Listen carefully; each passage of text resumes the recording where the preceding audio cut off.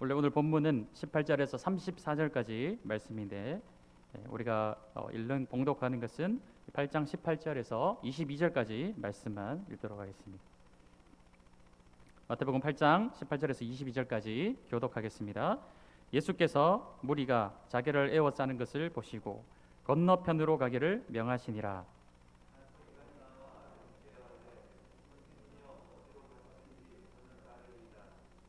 예수께서 이르시되 여우도 굴이 있고 공중의 새도 거처가 있으되 인자는 머리 둘 곳이 없다 하시더라.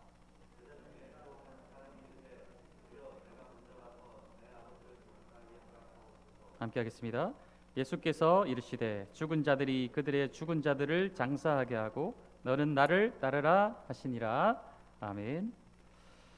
5장에서부터 시작된 산상수훈 말씀이 7장에서 그쳐졌습니다. 산 위에서 하나님의 말씀을 가르치시고 이제 산 아래로 내려와서 그 예루살렘의 모습을 바라보시면서 영적으로 병들어 있는 그 모습 가운데 예수님이 여러 모양의 환자들을 치유하심을 통해서 예수님은 우리의 영혼만 구원하시는 분이 아니라 우리의 육신까지도 구원하시는 진정한 하나님이심이 점점 밝혀지는 것이 바로 8장에서 9장까지 나타나는 예수님의 표적들인 것이에요.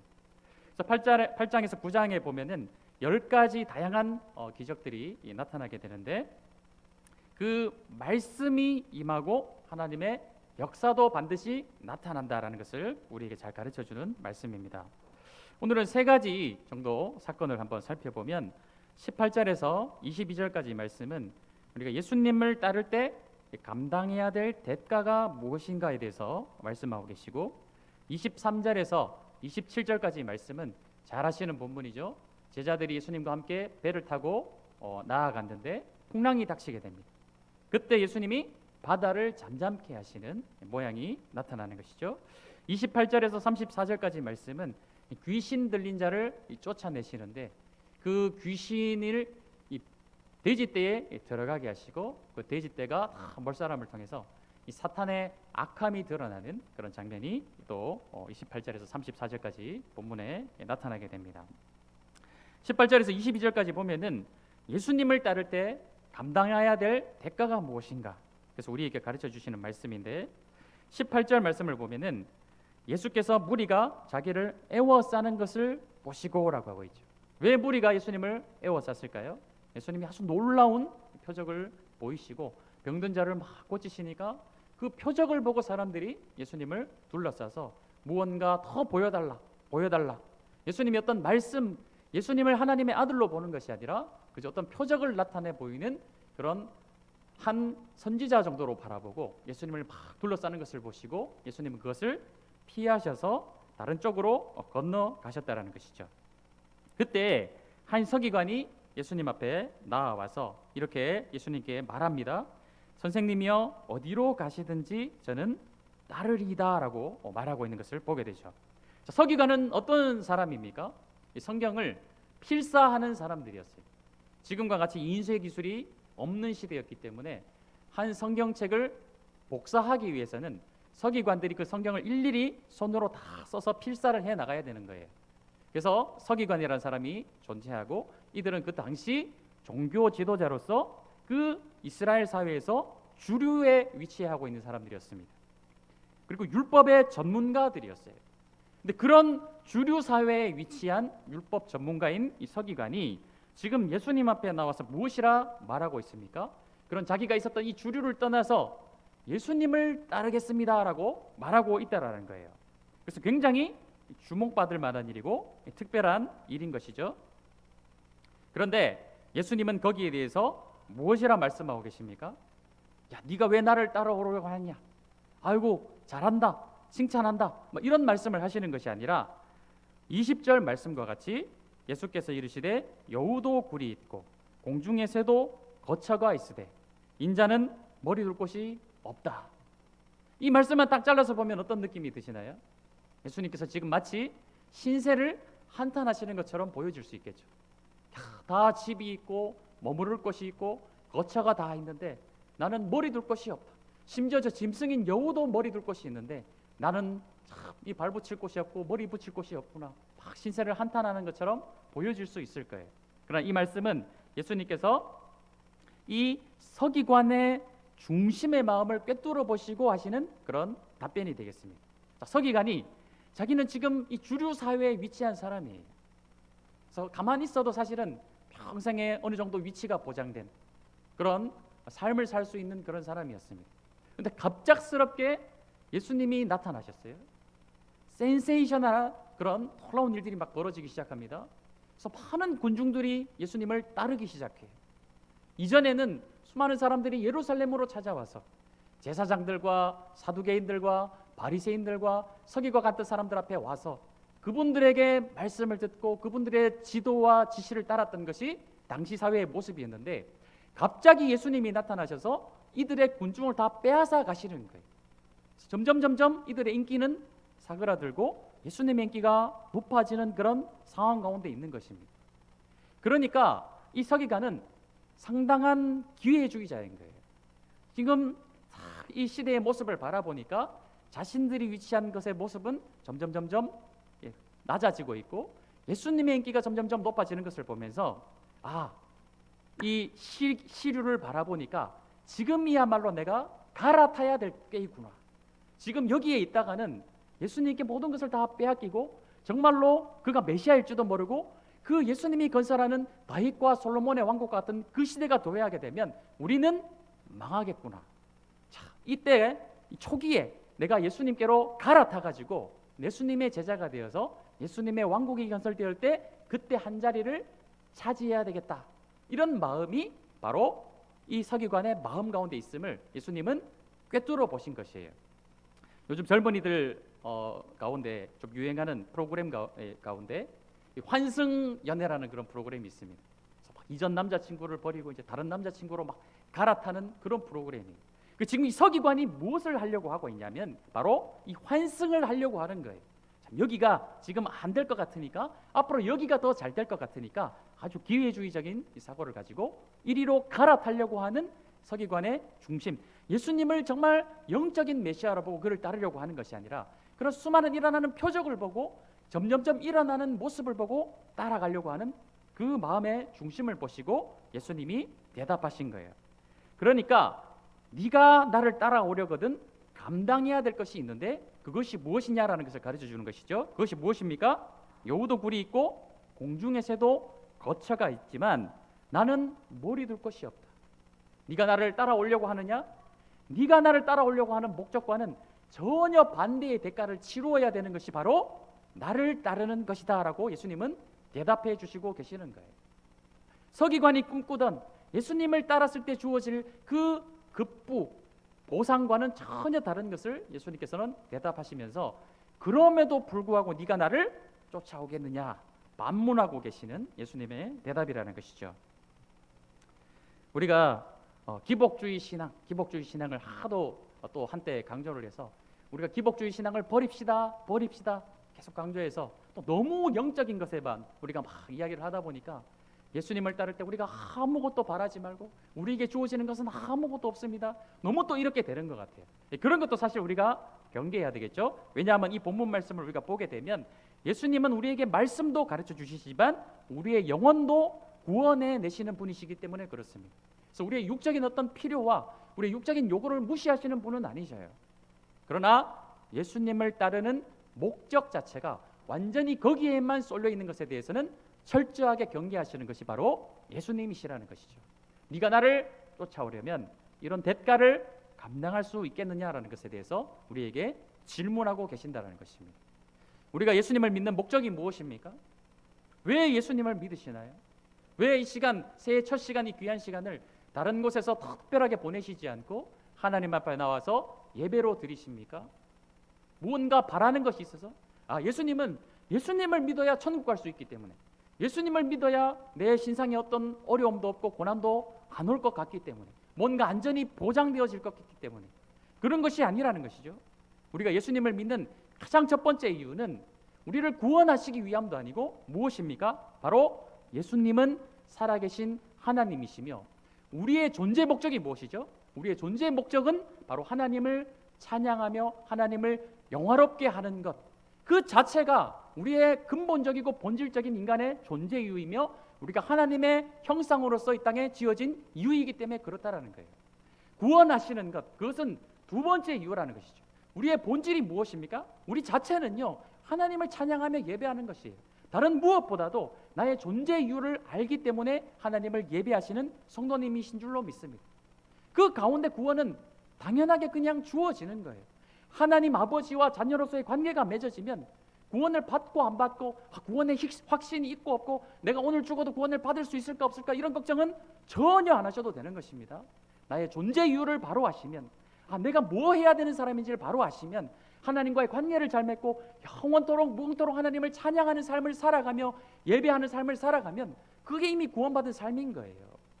뭔가 보상으로서 주어지는 구원이 아니라 자연스럽게 하나님 아버지와의 관계 속에서 주어지는 그 구원받은 자로서 하나님을 예배하시며 찬양하시고 그 하나님의 뜻대로 살아가시는 성도님들이 되셔야 된다는 거예요. 서기관처럼 예수님을 따르면 무언가 주어질 것이다, 무언가 더 특별한 것, 이전보다 더 나은 삶을 나에게 보장해 줄 것이다, 이런 보장 때문에, 급부 때문에 예수님을 따르는 것이 아니라 내 삶의 존재 이유를 온전히 바로 하시고 하나님을 섬겨 나가시는 사랑하는 성도님들이 되시기 바랍니다. 21절 말씀을 보시면 또 제자 중에 한 사람이 나오는 것을 보게 되죠. 또 다른 사람입니다.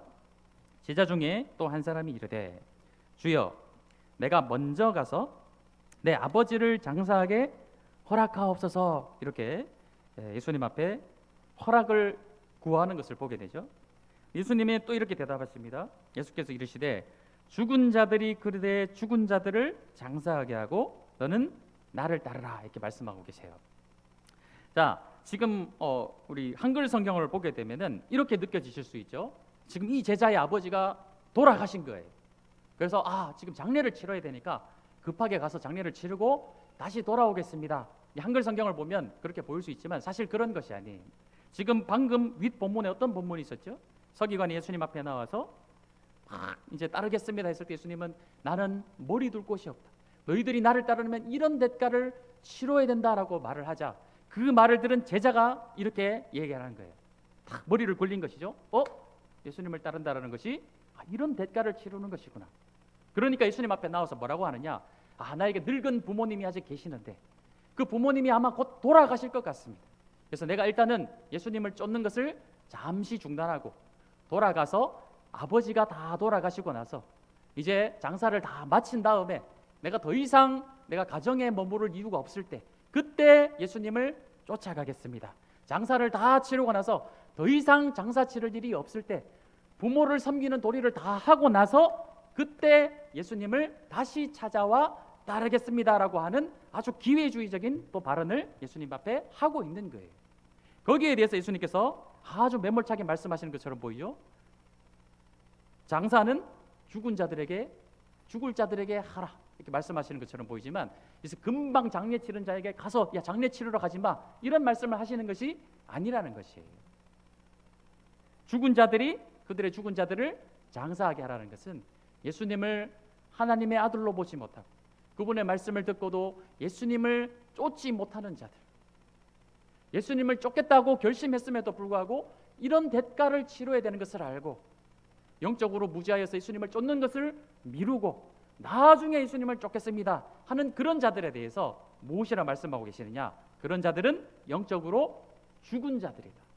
죽은 자들의 장사는 그런 죽은 자들로 치르게 하고 너는 그런 죽은 자들이 되지 말고 나를 계속해서 따르라 라고 말씀하고 있는 그런 말씀이라는 것이죠.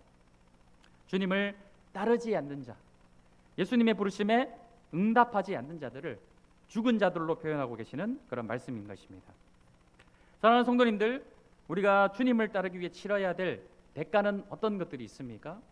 2022년 작년에 또 많은 대가들을 치르셨죠.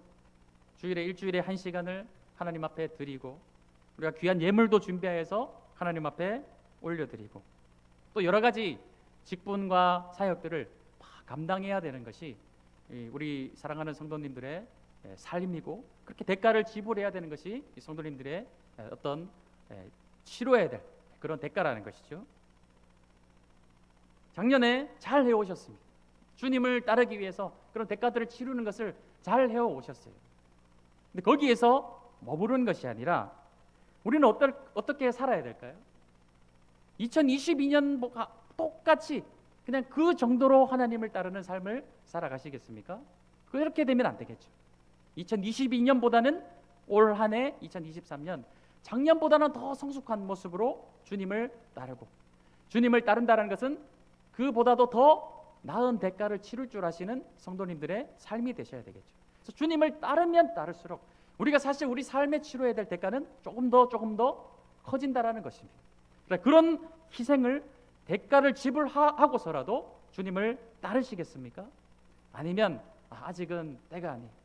아직 내 자녀들이 어리고 나는 또 어느 정도 나이가 좀 있고 또 직장 상황도 막 그렇고 가정 상황도 그렇고 아직까지는 내가 치러야 될 것들이 너무 있기 때문에 잠시 잠깐 미뤄두고, 장사할 일들을 좀 미뤄두고, 그 모든 것들이 다 끝나고 난 다음에 내가 어느 정도 나의 대가를 치를 수 있을 때, 그때 가서 내가 주님 앞에 내 삶을 좀 더 드리겠습니다. 이런 기회주의적인 생각을 혹시 하고 계십니까? 그렇다면 2022년 보내버리십시오. 그리고 2023년에는 그런 어떤 나의 상황과 여건들을 다 계산하고 따져서 내 삶을 주님 앞에 드리는 것이 아니라 2022년 작년보다도 나은 올 한 해 하나님 앞에 내 삶을 더욱더 드리는 그런 대가를 지불할 줄 아시는 성도님들의 삶이 되시기를 간절히 소망합니다. 그렇다면 구체적으로 또 어떻게 해야 되는 것일까요? 올 한 해는 하나님 나라 임하소서. 어제 송구영신 예배에도 말씀을 드렸지만 여러분의 가정이 하나님의 나라가 임하셨습니까? 여러분의 일터가 하나님의 나라 가운데 임하셨나요? 여러분의 교회가 하나님의 나라 임하심을 경험하는 그런 교회이신가요?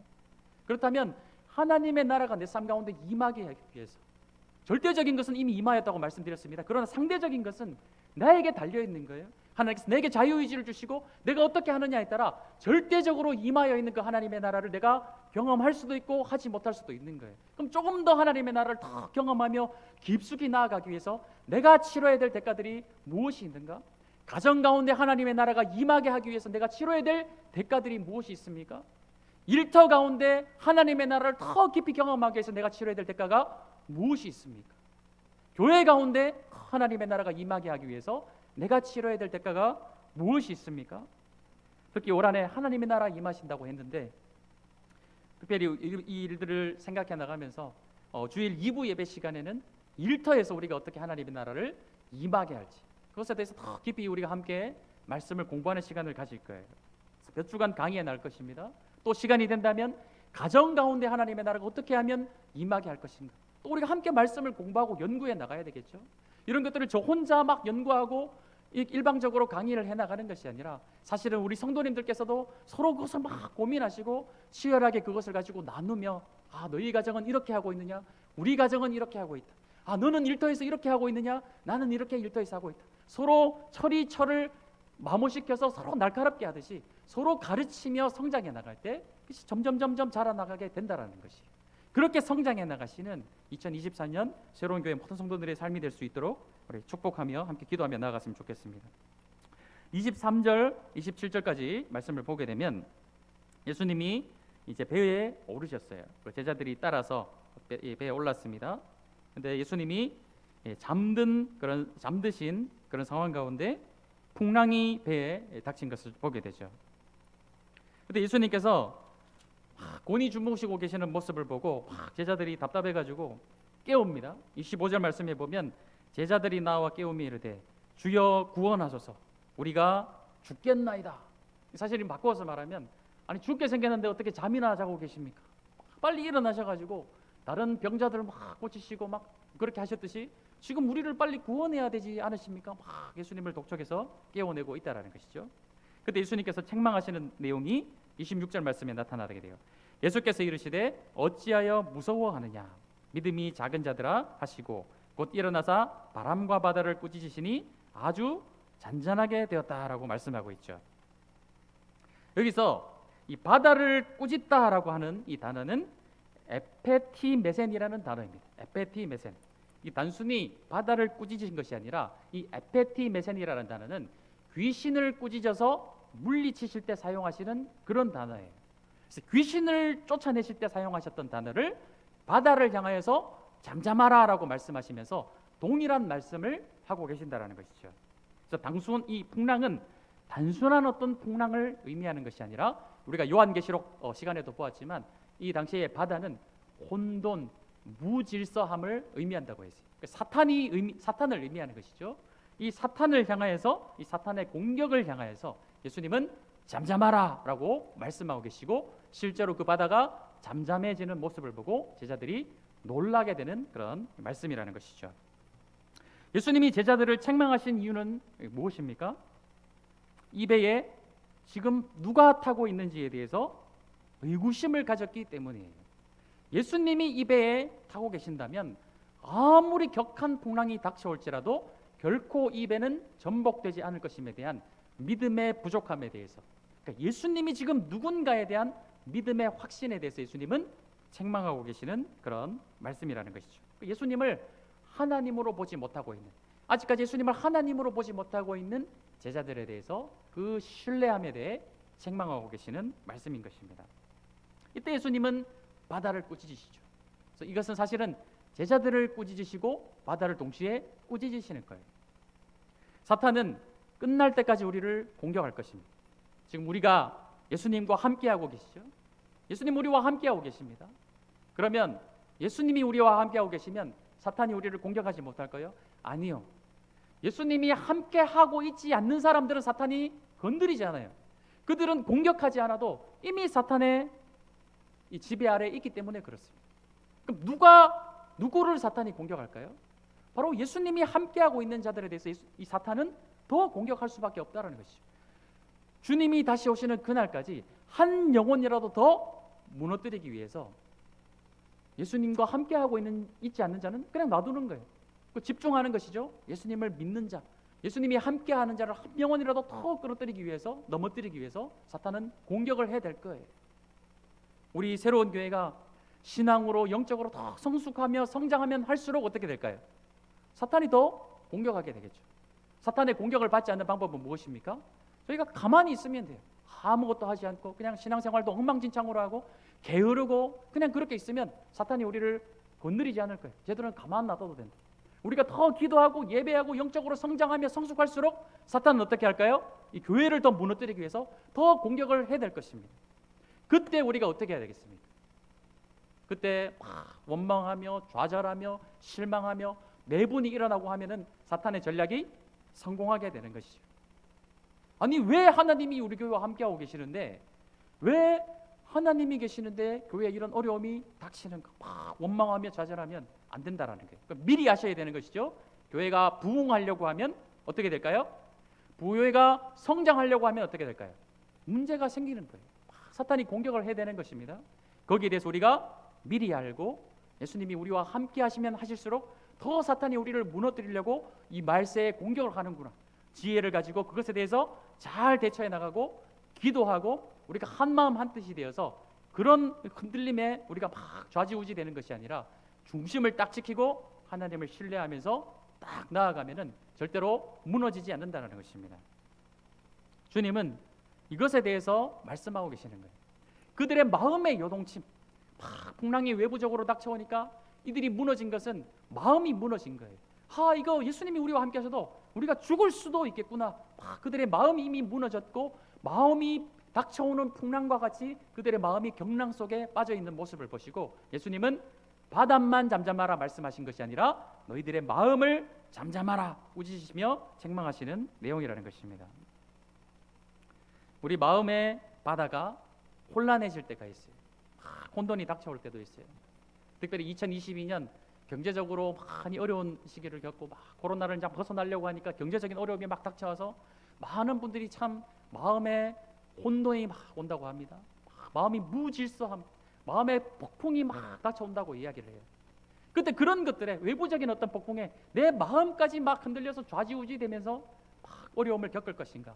그것이 아니라는 것이죠. 그럴 때 우리가 해야 되는 것은 무엇입니까? 에피에페센, 잠잠하라 꾸짖어야 되는 거예요. 누구의 이름으로요?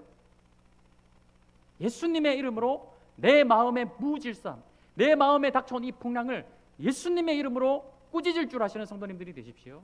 그래서 내 마음을 잠잠케 하시며 지금 이 순간에도 나와 함께 하시는 예수님을 바라보면서 신뢰할 줄 아시는 성도님들이 되시기 바랍니다.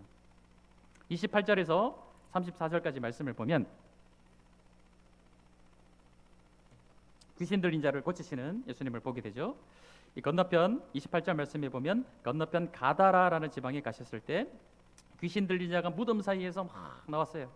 그래서 막 예수님을 막 방해합니다. 29절 말씀에 소리를 막 질러요. 이르되 하나님의 아들이여 우리가 당신과 무슨 상관이 있나이까? 때가 이르기 전에 우리를 괴롭게 하려고 여기 오셨나이까? 이 때라는 것은 예수님의 최종적인 임재 가운데 마지막 그 심판을 말하는 거예요. 근데 아직 그 때가 이르지 않았는데 왜 찾아와서 나를 괴롭히느냐? 막 귀신이 이제 소리를 질러대고 있는 그런 상황인 것이죠. 그래서 31절, 32절 말씀에 보면 귀신들이 예수께 간구하여 이르되 만일 우리를 쫓아내시려면 돼지떼에 들여보내 주소서. 나는 그냥 죽지 않겠다. 차라리 이렇게 그냥 죽을 바에는 돼지떼에 들어가겠다. 막 귀신이 예수님 앞에 요청하는 것이죠. 32절 말씀에 보면 그들에게 가라 하시니 귀신들이 나와서 돼지에게로 들어가는지라. 예수님께서 이 돼지떼에 들어가는 것을 왜 허락하셨을까요? 예수님이 동물을 사랑하지 않고 돼지를 막 그런 것이 아니겠죠. 이 돼지떼에 들어가서 이 돼지떼가 어떻게 되었습니까? 물속으로 비탈길을 내달아 들어가서 다 몰사하는 모습을 보게 되는 것이에요. 사탄이 거하는 거처는 어떻게 되는 것인가? 사탄이 함께하고 있는 곳은 그 최종적인 결말이 어떻게 되는 것인가를 예수님은 돼지떼를 통하여서 수많은 제자들에게 보여주시고자 하는 거예요. 사탄의 악함이 이렇게 드러난다. 사탄이 함께하고 있는 것에는 이런 최종적으로 멸망이다라는 것에 대해서 제자들에게 보여주시기 위해서 돼지떼로 들어가는 것에 대해서 허락하시는 예수님을 보게 되는 것이죠. 그런데 여기에 대해서 사람들의 반응입니다. 33절, 34절 말씀해 보면 치던 자들, 이 돼지를 치던 자들이죠. 이 다라나 시내에 들어가 이 모든 일과 귀신 들린 자의 일을 고하니 온 시내가 예수를 만나려고 나가서 보고 그 지방에서 어떻게 해요? 떠나시기를 간구하더라 말씀하고 있어요. 지금 이 사람 눈에는 뭐가 더 중요하게 보입니까? 귀신 들린 자에게 귀신이 떠나가고 이 한 영혼이 구원받고 정상으로 회복되는 그 아름다운 모습을 바라보는 것이 아니라 지금 뭐에 더 집중하고 있는 것이죠?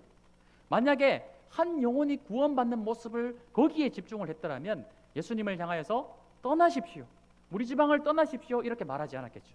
오히려 더 오래 계셔 주십시오, 우리 지방에 더 많은 영혼을 구원해 주시고 우리에게 말씀해 주시고 함께 하나님을 바라보게 해 주십시오. 예수님을 어떻게든 더 붙들려고 했겠죠.